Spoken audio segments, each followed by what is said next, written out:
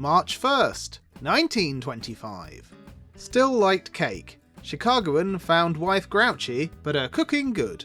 John P. Lindstedt, who divorced his wife Anna 2 years ago and married another woman, doesn't love his wife anymore, but he still likes her strawberry shortcake, he told the judge today, when the case brought by the Reverend Carl Joseph Lysell, Swedish singing evangelist, to have the Lindstedt divorce set aside to clear his name, came up for hearing. Lindstedt said he forgave his wife for alleged improper relations with the minister and did not seek a divorce until she became so grouchy and treated me so mean that I could not live with her any longer. He admitted, however, that he had returned to his wife after the divorce was granted and eaten some strawberry shortcake. March 2nd, 1925. Socrates now champion flyer. Monkey abandons taxicabs when given taste of aviation joys. A monkey threatens to become the centre of an alleged army theft charge here. This condition of affairs came about through publication in a local paper of the fact that Socrates, former simian resident of the art colony up the alley here, and the most travelled resident of Rockford during the months he was mascot for taxicab drivers, is now at Rantoul Aviation Field, where he holds the record for the number of flights, the number of hours up, and the distance travelled. Socrates, Soc for short, was brought to Rockford by Leslie Carruthers, world traveller, artist, epicure and teacher at Keith's private school, who bought the animal at a bird store in Chicago. For months, Soc played his antics among the easels, canvases, palettes and paints of the Rockford art colony. Then when Carruthers decided to go to the Orient on a little jaunt, the other artists, remembering what Soc had done to many of their still wet sketches, were deaf to Carruthers' offer to give the ape to the colony. So the traveller artist turned Soc over to his friends among the taxicab folk. Here Soc had a great time. He rode out on all the calls. All cabs looked alike to him, as long as they were in motion. He loved motion. Soc accompanied some of the taxi men on their vacation down the river. The taxi men came back to Rockford without Soc. It now develops that Soc must have been intrigued by sight of planes flying over the vacation region and started an investigation. At any rate, he joined the Air Forces at Rantoul, and word seeped back here that the monkey is the greatest flyer at the field and wears a full uniform of the United States Army flyer. The taxi men, however, want Soc back. Some of them even go so far as to say he was stolen, and a move is being organised to force the aviation service to give up the monkey. March 3rd, 1925. Wedded despite nosebleed, seasickness, mutiny. Never again, declared Pat Love, airplane pilot, as he landed safely with his first airplane wedding party at Florence Field late Monday. If anyone else wants to get married in the air, they can find another pilot. Once is enough for me. According to Love, this is what happened when Miss Della Decker, 19, Casper, Wyoming, and Fred Ellis Jr., 21, Omaha, were united in wedlock high above the business section of Omaha by the Reverend Henry DeLong, 90-year-old Council Bluffs preacher, Monday. When the plane banked shortly after the takeoff, the Reverend DeLong mutinied and demanded that Love take him back to terra firma. He continued his demands throughout the entire trip. At 500 feet, the groom got seasick. He also demanded to be taken back. At 1,000 feet, the bride's nose started to bleed. But both Ellis and his bride were able to answer "I do." They voted the venture a success after they had recovered. Bob-haired woman holds up Memphis cafe. Stylishly dressed female relieves cashier of night's receipts. Stylishly dressed with her face partly covered by a mask, a bob-haired young woman bandit stepped into a cafeteria here tonight and with the command of "put 'em up," forced the cashier to hand over the night's receipts, which amounted to $200. She made her escape in a waiting automobile. Former suitor aids Mrs. Stokes. Mayor describes taking of photographs offered in evidence. An unsuccessful suitor of Mrs. Helen Elwood Stokes of Denver today thumbed through an old family album and described what he termed the innocent circumstances surrounding the taking of photographs showing Mrs. Stokes, then Helen Elwood, and himself in various poses. The man was William Mayer of St. Louis, the principal witness of the day in the trial of W.E.D. Stokes, New York millionaire, charged with conspiracy with other co-defendants to defame his estranged wife in order to aid an unsuccessful divorce suit. Mr. Mayer, 54 years old, a dye manufacturer, told of a 6-year courtship of the then Miss Elwood in Denver between the years of 1905 and 1910. The period the state charges Stokes conspired to prove his wife had been an inmate of the Everly Club, notorious Chicago resort of 2 decades ago. One of the pictures Mayer identified showed a pyjama-clad girl astride the shoulders of a man. The man, he said, was himself, and the girl was Mrs. Stokes. The picture was described as the whimsical prank of Miss Helen. March 4th, 1925. Husband admits fooling mothers of 12 fiancés. After admitting he had been engaged simultaneously to 12 young women, Alan Kitchman, 35, Newark, New Jersey, fertilizer manufacturer, pleaded guilty to a charge that he had received, under false pretenses, a total of $10,000 from the mothers of his numerous fiancées, and he was sentenced to from 4 to 8 years in Sing Sing in General Sessions Court today. The amazing story of Kitchman, who lives with his wife in Newark, won and held the love of 12 other women and extracted from each a promise to be his wife, caused a sensation in court, where his 12 fiancées and their 12 mothers had gathered to testify against him. Though Kitchman's wife was in court, most of the manufacturer's former sweethearts admitted they still loved him after he confessed to taking several $1,000s from their mothers on a prospective son-in-law basis. Kitchman's system, as disclosed in court, was to get into the good graces of the mother of his latest fiancée and then gently broach the subject of money. In each case, he succeeded in getting from $100 to $2,000 to tide him over during a dull period of business. March 5th, 1925. Men who are men are kind the girls want, and men want girls who are possible as homemakers. Prospective husbands of today want wives with homemaking possibilities. They do not mind cosmetics and prefer a single standard of morals. Girls aspiring to become brides want men who are men, consider education secondary, but demand appropriate incomes. These are deductions of the Reverend Harry Noble Wilson, pastor of Central Presbyterian Church, St. Paul, from answers to 200 questionnaires. 8 questions were asked, and most of the men and women answered them in detail, Dr. Wilson said. Most of the girls set up a high school education as desirable, while others preferred husbands with a common school rather than a college education.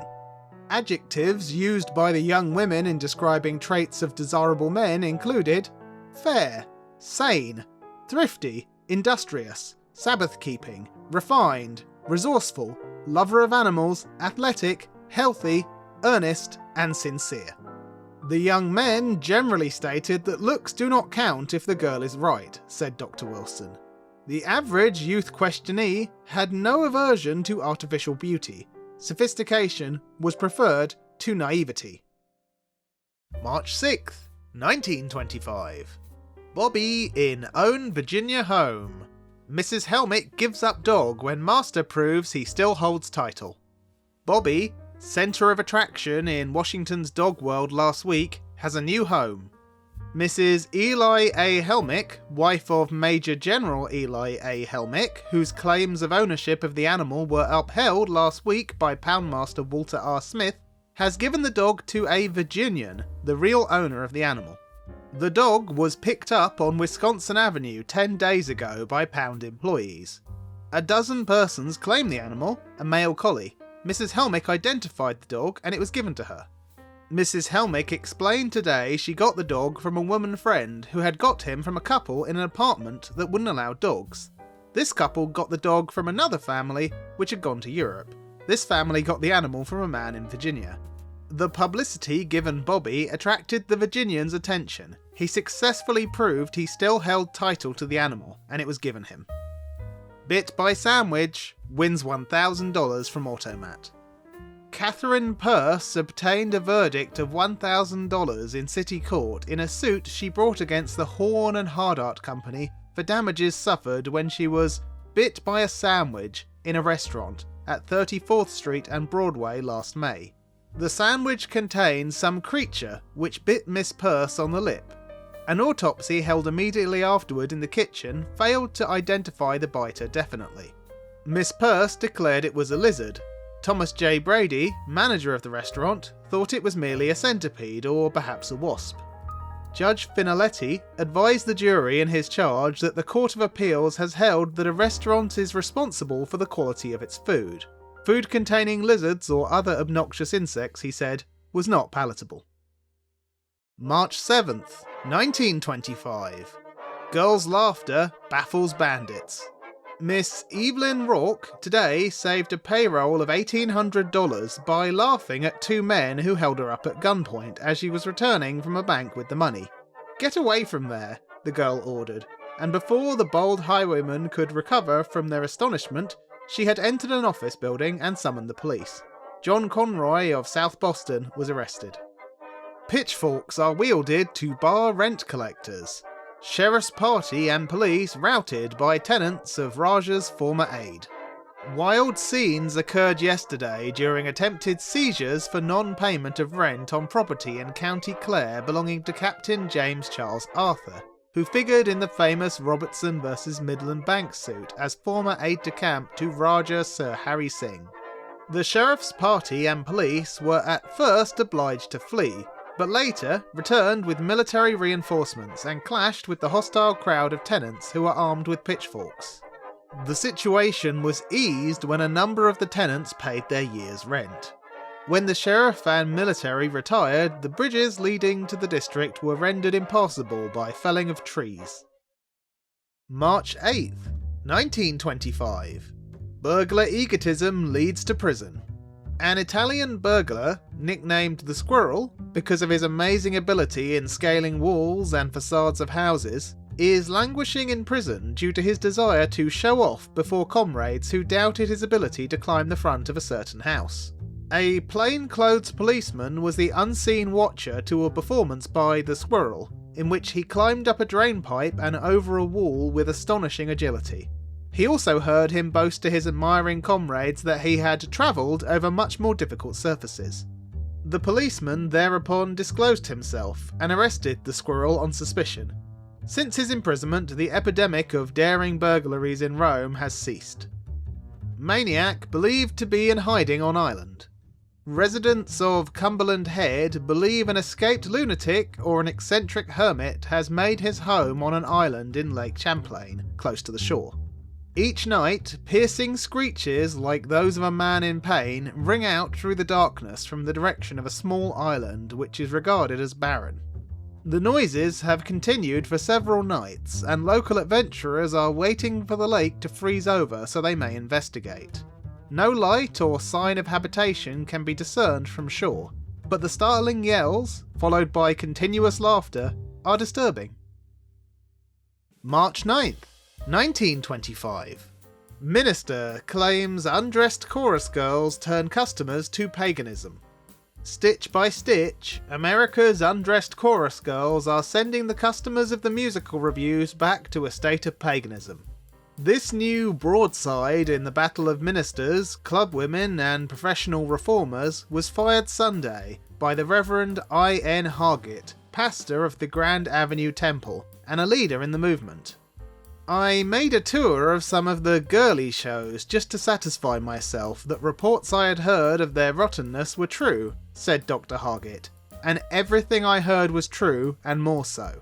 Legs, legs, legs. The girls to whom they belonged were supposed to be dancers, I guess, but they had missed their calling. They were just there to show off their bodies, that's all. In the audience, composed chiefly of men, this seemed to be known. Is nudity on the stage art? Bah! Who says it is? It is just plain rot, that's all. America aped Paris in putting the undressed girl on the stage, and what is Paris? One of the rottenest holes in the world, morally. Do we want America to become a duplicate of it?" When told that theatrical men recently proclaimed the burlesque shows to be the purest of reviews or musical comedies, the Methodist minister exclaimed, "Well, God help the rest of them then. I'm not asking that the chorus girls be dressed up like old grandmothers. I know skirts interfere with their dancing. But the girls I saw weren't dancing. They were just hobbling around. They walked down the runway, their shimmering costumes clinging closely to their figures, their legs, arms and shoulders bare. You should have seen the look in the eyes of the men. It was revolting. Dr. Hargett will meet Monday with a committee of the Council of Churches on theatres, movie houses and literature, and a plan for cleaning house will be formed then, he said. The clergyman indicated the managers of the theatres would be called into a similar meeting later in the week. That he will find strenuous objections to this plan was indicated by the statement Sunday night of Mr. T. Middleton, manager of a burlesque theatre, one of the shows visited by Dr. Hargett, and who is threatening to sue the minister for criminal libel. Dr. Hargett is just seeking publicity, that's all, Middleton declared. Why, burlesque is clean. He tells about the bare legs he saw. Now isn't that too bad? Of course we have bare-legged dancers. The public wants them.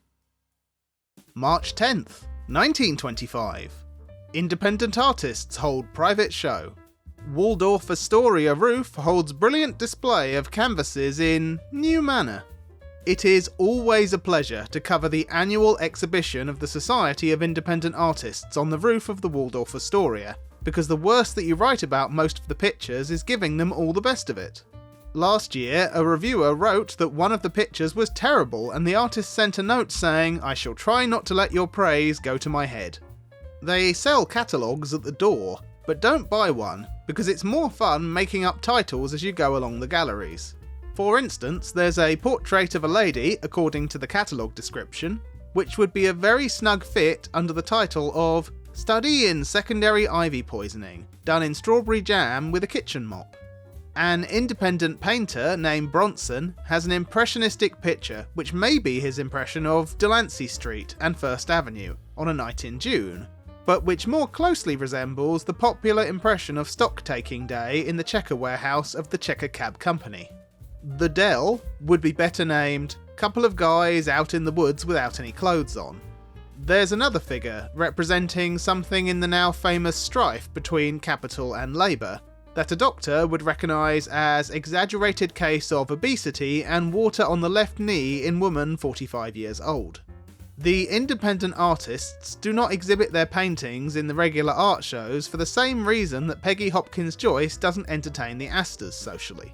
And if this piece seems slightly acrimonious, it should be borne in mind that it is actually a fulsome boost.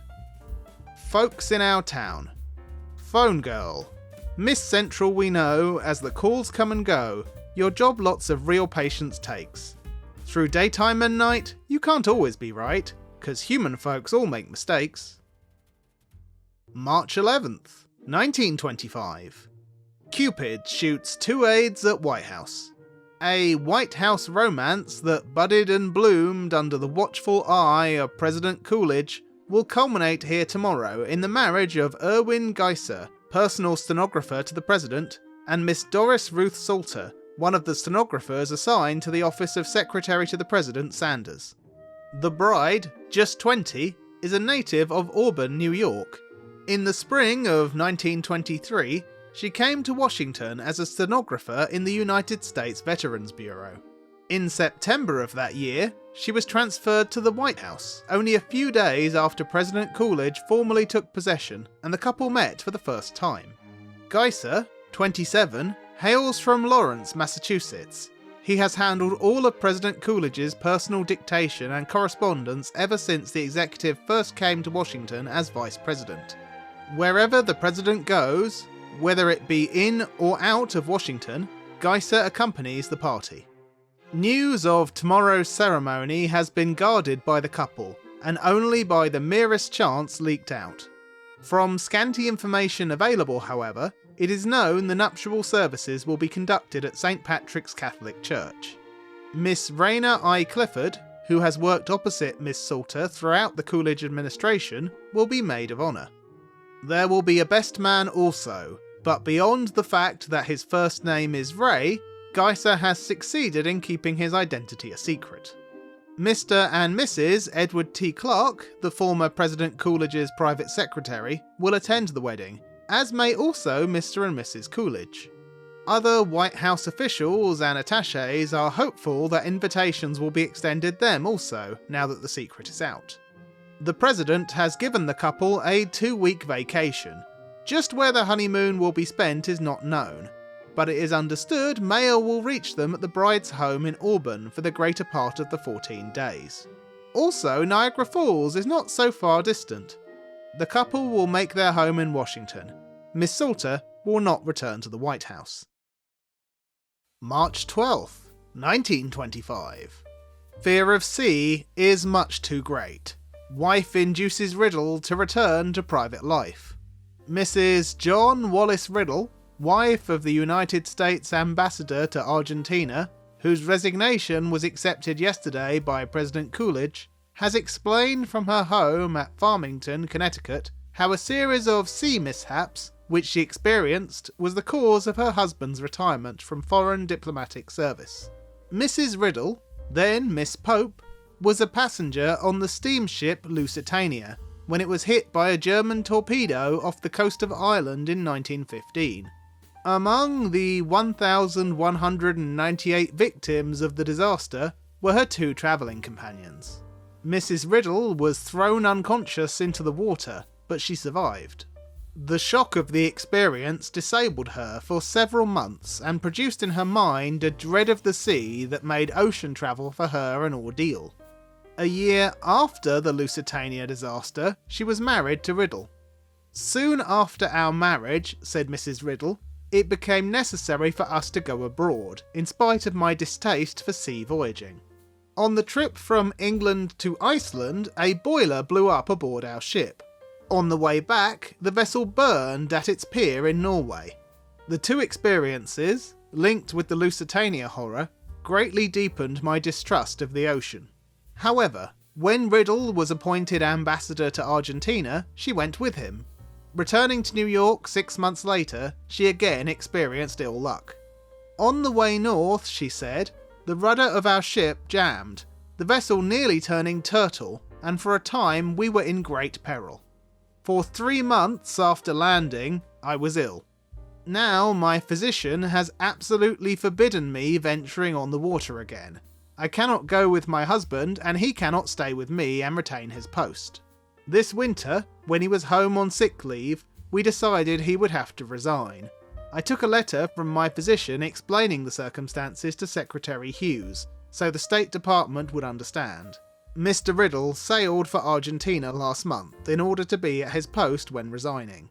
Mrs. Riddle said her husband would remain in private life. March 13th, 1925. Public warned to beware on Friday the 13th. Superstitious? Well, watch your step today. It's Friday the 13th, you know. Sure, there was a Friday the 13th last month and nothing happened very much. But then, you never can tell. It might happen this time. Very probably, however, it won't. All the same though, it might be just as well to pick up all the pins you happen to see laying around on the floor, and otherwise combat your pet superstitions. You'll probably feel a little guilty when you do this, and tell yourself it's foolish and silly and all that, but just the same, you'll feel better. Friday the 13th has been regarded as a jinx date since the present calendar was invented. As a matter of fact, it's just another day, but then the human race hasn't progressed far enough to live down this Friday the 13th stuff, which has become a sort of cherished tradition. So it's really no use to make yourself miserable trying to ignore its superstitious significance. Just observe it like you have every other Friday the 13th. Watch your step if you'd escape menace of date. If you said poo-poo, or in other words, verbally winked at Friday the 13th of February and got away with it, just watch your step today, which is Friday the 13th all over again. It is reported that the day's hoodoo, angry at receiving the haw-haw on his last day of opportunity, is out to get some of the scoffers. So if you would be dead certain to avoid yawning manhole covers and falling safes and ladders, it might be just as well to stay in bed. This business of Friday the 13th coming 2 months in succession is quite unusual, and seriously, all kinds of things may happen today. There have been 3 such ominous dates in the past year, the other one having passed off fairly uneventfully in June 1924. The next one, if today's accidents leave any of us to see it, will come in November.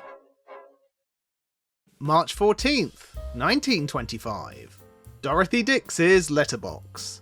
Dear Mystics, I have been married 33 years and my husband is not only a famous physician, but has also accumulated a fortune. When we were married, he was just beginning to study medicine, and to help him along, I worked night and day, economised so that often we scarcely had enough to eat. When my son was a baby, I used to lay him on the top of the piano while I taught a class of gymnastics. By dint of struggling and saving, we finally got a start, and all is prosperous with us now. During the lean years, my husband and I were very much in love with each other, and were happy. But now I am a broken-hearted woman, because for the last 4 years my husband has been involved in a disgraceful intrigue with a low woman.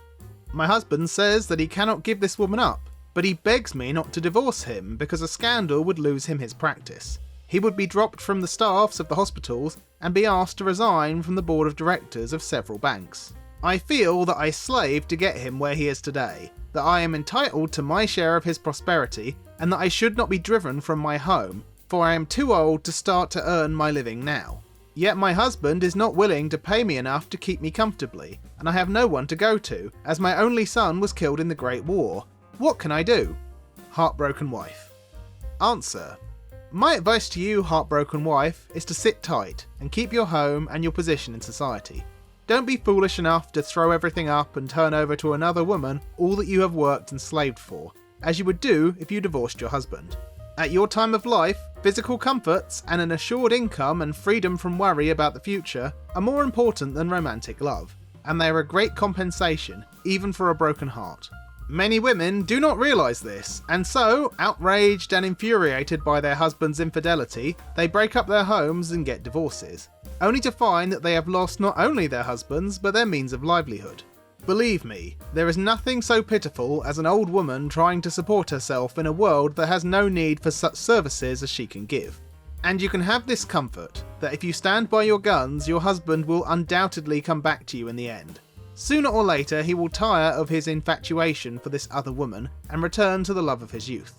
As for his not giving you any money, the remedy for this lies in your own hands. You have the ability to make a scandal that will ruin him. Make him pay whatever you think your silence is worth. If you have the nerve, you can make him eat out of your hand and treat you at least with civility and kindness. Dorothy Dix. March 15th, 1925. Wedding reveals romance of war. Soldier, missing 10 years, returns to find sweetheart at memorial. A unique romance of the early days of the World War lies behind the recent announcement of the marriage of an Antwerp couple of modest circumstances. M. Paulet, the bridegroom, was in one of the Liège fortifications when that town fell into the hands of the Germans in August 1914. Wounded, he was hidden away in the basement of a farmhouse, where he was carefully nursed by the daughter of the house. Subsequently, however, he was found by German soldiers, who took him away as a prisoner of war, but not before he had promised undying affection to the girl who had nursed him. Paulet was taken to a German camp in East Prussia, and was among the numerous prisoners captured there by the Russians. He was taken to a Russian prison, where he languished until the Revolution of 1917, when he was freed and pressed into the service of the Bolshevists as an interpreter. He remained in the Russian intelligence service for 7 years, but last August escaped over the frontier into Poland and eventually reached his native town of Antwerp, where, having obtained employment, he set out for Liège to try and find the girl. He had been reported missing, and the girl, giving him up for lost, paid visits to the local war memorial every Sunday to perpetuate his memory.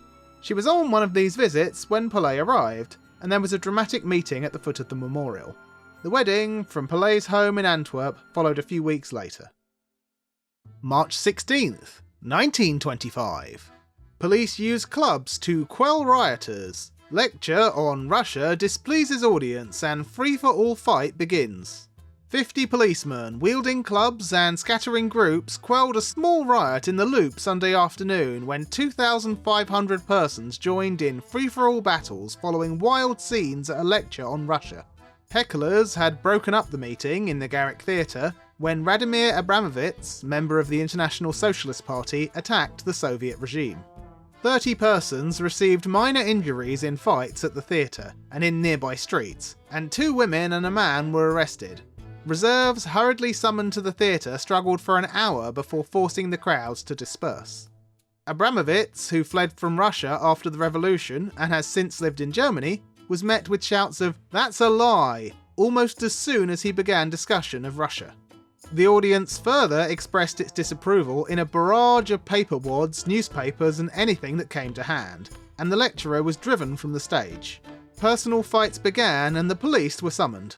Another speaker was due to appear on the programme, but by this time the audience was on its feet singing the Internationale. When police cleared the hall, crowds attempted to rush the building again, but were forced back. Detective Lieutenant John Howe fought his way from the bottom of a pile of 15 shouting men who were pummeling him, while Lieutenant John McGuinness used his fists in beating off a crowd of 30 men who had him cornered. Fanny Golden, 23 years old, a member of the International Socialist Party, was arrested when she attacked an officer. The other two persons arrested were Max Lerner and Mrs. Catherine O'Flaherty, who said she was the wife of the editor of the socialist newspaper. March 17th, 1925. Moon bath is surprise for deputy. A dog to guard the still house and a bath in moonshine whiskey were features of the weekend raid on the ranch of Robert Hunt, 65, Issaquah Justice of the Peace, charged with manufacture with intent to sell with his son Robert Hunt Jr. Monday afternoon. Deputy Sheriff Joe Harahan still smelled suspiciously of moon Monday, and this is his explanation. When Under Sheriff Archie Hutchinson and Deputy Bob Gibson and I reached the place, we found a dog guarding the still house. We fired a shot and the dog slunk away. Pretty soon we found him hiding behind the elder Hunt. "Whose dog is that?" we asked. "Why, I don't know," Hunt responded. "He's been hanging around here for several days." "Son, whose is he?" "But the dog gave it away," Harahan added. "He fawned on the old man and jumped up on him in a playful way. I grabbed 2 containers, one containing 10 quarts and the other 1 quart of the liquor. While I was talking to the men, Mrs. Hunt came from the house, grabbed the larger container and threw the booze all over me. I had to save the other quart for evidence, but really I could have wrung enough out of my clothes for that purpose." March 18th, 1925. Dr. Frank Crane. A crusade to banish sleep. Some time ago, a Congress of Futurists was held at Milan, Italy. According to a newspaper account, a prominent Italian representative declared the quintessence of futurism to be movement and life. Real progressives, he said, must fight against everything which constitutes rest. He further declared that a sleepless life is the only really joyful one. All my life I have heard the story of the man who valued his life so much that he wouldn't waste any of it in sleep, and so lost it entirely. He was always held up to me as the prime idiot, spelled with a capital I. But no matter how wild or impossible an idea is, along comes someone without the saving grace of a sense of humour and seriously advocates it. So now we have a crusade to banish sleep. Sleep is a law nature passed a long, long time ago. Not only are we so constituted as to need sleep, but we need enough of it. As Maud Royden, that dynamic Englishwoman, says, a man who jumps off a cliff does not break the law of gravitation, he only demonstrates it. Thousands who think they are breaking the law of sleep are only demonstrating it. The man who keeps giving his body less and less sleep will find himself in the position of the man who tried to train his horse to live on nothing by gradually cutting down on the daily ration. He had only one more day to go before the horse would be living on nothing when something happened that upset his plans. The horse died. Henry Ford says a car doesn't wear out until a part wears out. Neither does a man wear out until a part wears out. In this day of drive and hurry and rush, the part that wears out first is usually the nerves. Sleep is more necessary to the nerves than to any other part of the body. It fills the batteries for the next day's pull. A president of the United States once said that he took a step involving the whole country which he probably would not have taken under any other conditions because he was wrought up and made nervously tense by loss of sleep. How many times have big business deals been lost because a man was on edge from loss of sleep? There are few things that will make a man touchy, quick-tempered, ugly and hard to get along with as soon as not getting enough sleep. Lack of sleep does to the body what putting carbon in the cylinders and soot in the spark plugs does to a motor car. When you feel yourself missing, give nature a chance. Start getting more sleep. March 19th, 1925. Boy 7 to pilot boat. Garwood's son will attempt to defeat father in race. Phil Wood, 7-year-old son of Garwood, will pilot the Baby Gar 5 in an effort to outspeed his dad in the first day's races of the 3-day annual speedboat regatta here Thursday. The regatta will be one of the culminating events of the Miami Beach winter season.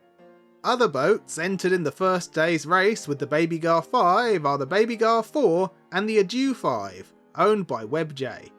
The event carries with it a leg on the Fisher Allison Trophy. The Friday and Saturday programme will be featured by the race of the 11 Biscayne Babies, driven by 11 famous automobile race drivers. Other speedboat events include an express cruiser race and aquaplaning. March 20th, 1925. Saxophone as weapon, not divorce grounds. Playing the saxophone does not constitute cruel and inhuman treatment as defined by the divorce laws of the state, Circuit Judge Gustav Geers indicated Thursday in disposing of the divorce action of Mrs. Jenny Roche, 20, Prairie Street, against James E. Roche, 33. It appeared from Mrs. Roche's testimony that her husband had been a draftsman when she married him, December 31st, 1921. Clouds appeared on the horizon when Mr. Roche brought a saxophone and declared that henceforth it would be a musician's life for him. Mrs. Roche stated that one morning he went home and after a brief dialogue threw the saxophone at her. The court stated that the evidence admitted would not constitute sufficient grounds for a decree. Additional testimony was submitted showing that Roche had been associated with other women. The court then granted Mrs. Roche's request and fixed the alimony at $10 a week. Mrs. Roche accepted the divorce decree but turned down the alimony. March 21st, 1925. Memory returns as girl sees her picture in paper. Schoolteacher had been missing a month, was employed as domestic. Betty Jean Britt, pretty young schoolteacher of Warren, Ohio, formerly of Polk, Nebraska, is speeding homeward after spending the greater part of the last 5 weeks in this city not knowing who she was or where she lived. A victim of amnesia, in the opinion of her friends, Miss Britt's disappearance on February the 13th last was the object of a wide and systematic search. She was not located, however, nor her identity established until yesterday, when the sight of her picture published in a newspaper brought back her memory with a rush, and she declared herself to be Betty Britt of Warren. Miss Britt was accompanied on her homeward trip by her brother-in-law and her sister, Reverend D.C. Troxell and his wife of Hiram, Ohio, who had hurried to Pittsburgh upon learning Miss Britt had been found. A Warren detective and the superintendent of schools there also accompanied the party. Miss Britt walked into a police station in Albany yesterday and said she was the missing teacher, then told the story of her restored memory. Like a flash, she said. When I saw my picture in a newspaper, my memory returned and I knew who I was. Then I came to the police station to further establish my identity. At the time she regained her memory, Miss Britt was working as a domestic at the home of Mitchell B. DeGroot in a fashionable section of Pittsburgh. There, it was said, she had given her name as Leslie Lake and said that she had come from Kansas City, where she had been a patient in a hospital. No trace of such a person could be found in the Kansas City hospitals, and the impression grew here that the young woman was suffering from loss of memory. Miss Britt's mind was a blank, she said, as to preceding events from the time she was about to take a bus in Warren for Hiram, Ohio. She had no recollection of how or when she reached Pittsburgh. Since her disappearance, scores have joined in a systematic search for her. March 22nd, 1925. Bombs will kill tornado, claim. Use of bombs to destroy tornadoes was suggested here today by N.W. Akimoff, Philadelphia propeller manufacturer. Bombs can rob tornadoes of all power to harm, he declared. Any community willing to spend a little money for high-powered bombs can have perpetual tornado insurance, Akimoff said. A tornado always begins on the earth and ends in a cloud. Cut it off from its support at either end and the tornado instantly collapses. Explosion of the bomb sets up a vacuum, and air rushing in with tremendous force to fill it redistributes the air currents in the vortex, causing it to loosen its grip on the earth. the vortex would collapse. The Weather Bureau can tell when a tornado is likely to occur. It could flash warnings to towns to have their bombs ready. March 23rd, 1925. Scissors Man by Hal Cochran. It won't be long till we'll see him again, the man who grinds scissors all day. You can always tell him from all other men, for his tune is an odd little lay. Through buzzing and rasping you know he is nigh, and calling on neighbourhood wives. He greets them each day with his business-like cry, I sharpen both scissors and knives. You rush to the door when he comes on the scene, and you hand him some tools that are dull. He rapidly gives them an edge that is keen, and he labours with nary a lull. A grinding and grinding from morning till night, and always one song a harping. I'll fix all your knives and your scissors upright, or whatever you want me to sharpen. March 24th, 1925. Ammonia bottle foils bank theft. A gallon bottle of oil of mustard and ammonia cached between the vaults of the State Bank of Good Thunder frustrated attempts of several men to rob it early today.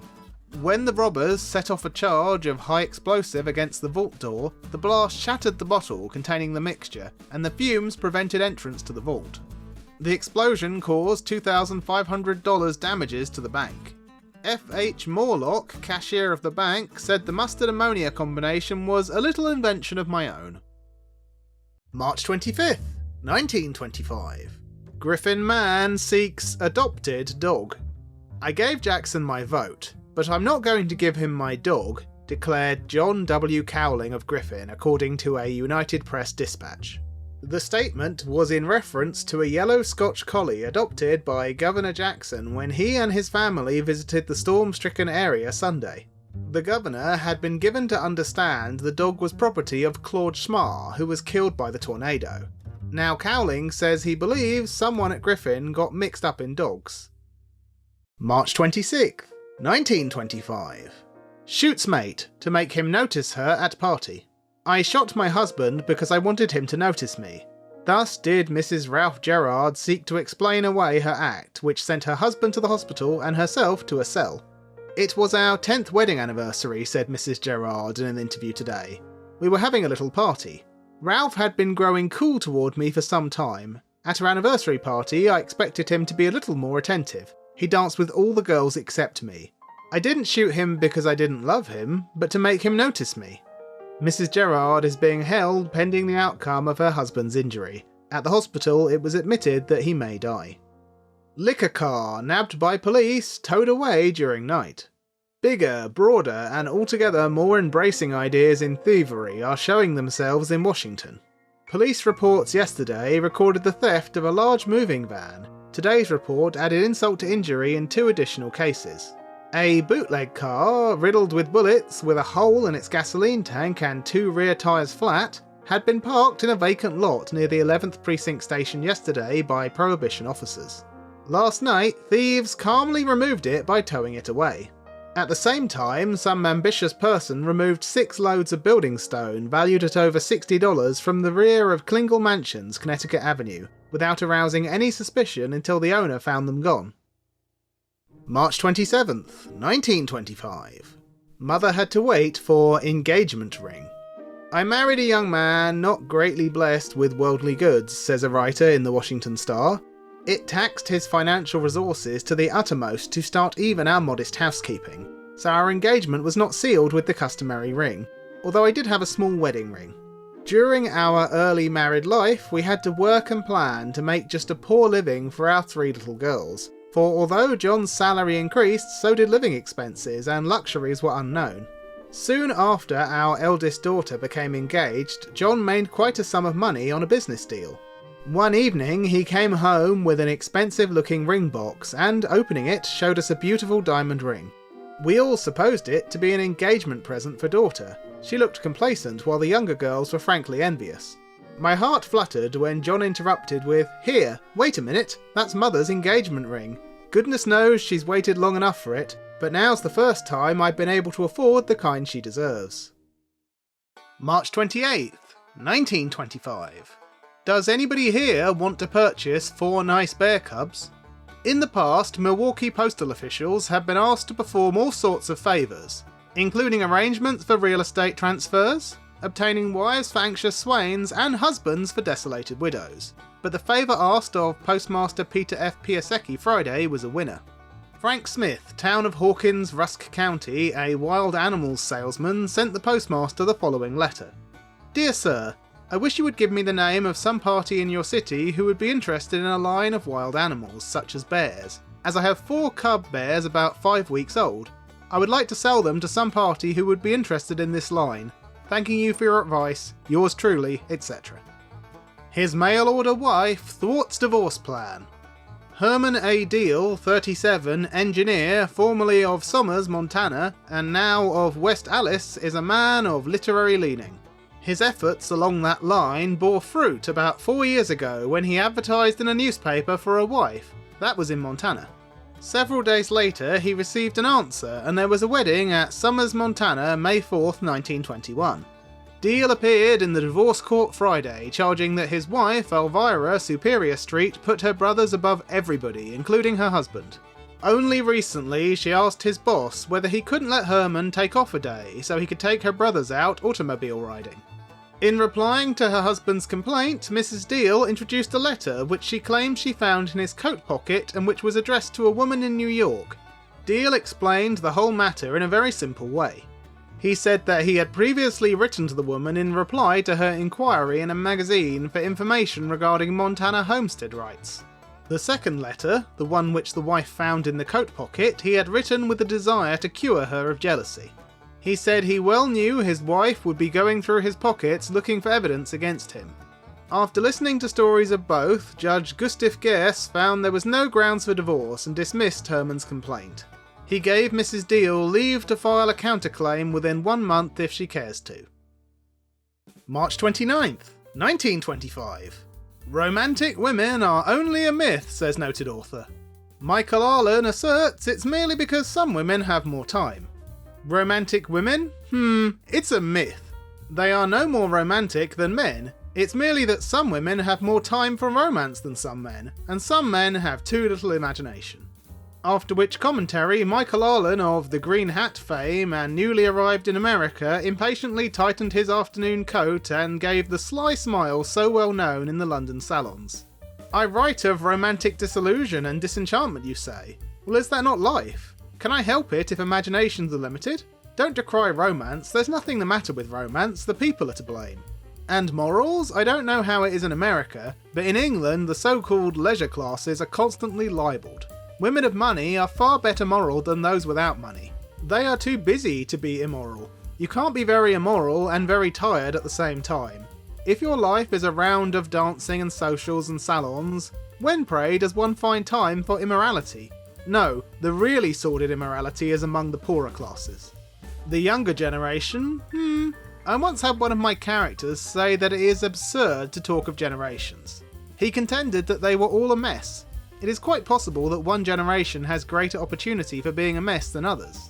You see, it's in the opportunity rather than the generation. Arlen, an Armenian by birth, has lived in London since his 4th year. He started at £1 a week and for years struggled as a book reviewer and newspaper freelance before arriving as one of the best sellers. Asked of his first impression of success, he replied, "I was truly grateful to be able to earn as much money as I spent." March 30th, 1925. I've lost leg. Plea sends ambulance. False leg found. When the telephone rang at the police station here and the voice of E.G. Wolford told the desk sergeant, "I've lost a leg," an ambulance was dispatched in haste to the Wolford home. Wolford was found in bed, cursing the thief who had stolen his trousers and the artificial leg, which he had left in them when he disrobed for the night. The missing leg and trousers later were found in an alley not far away. The burglar had removed the money from the pocket. March 31st, 1925. 6-legged frog taken from pool at Woodward Club. There are frogs and frogs, but Eugene Williams, caddy master at Woodward Golf Club, has a regular rip-twisting XXX brass-bound frog with 6 legs. The frog was captured Monday in a pond on the golf links and offers something wholly new in Birmingham in the line of frogs. His frogship has the regulation stock front legs, a regulation right hind leg and 3 left hind legs.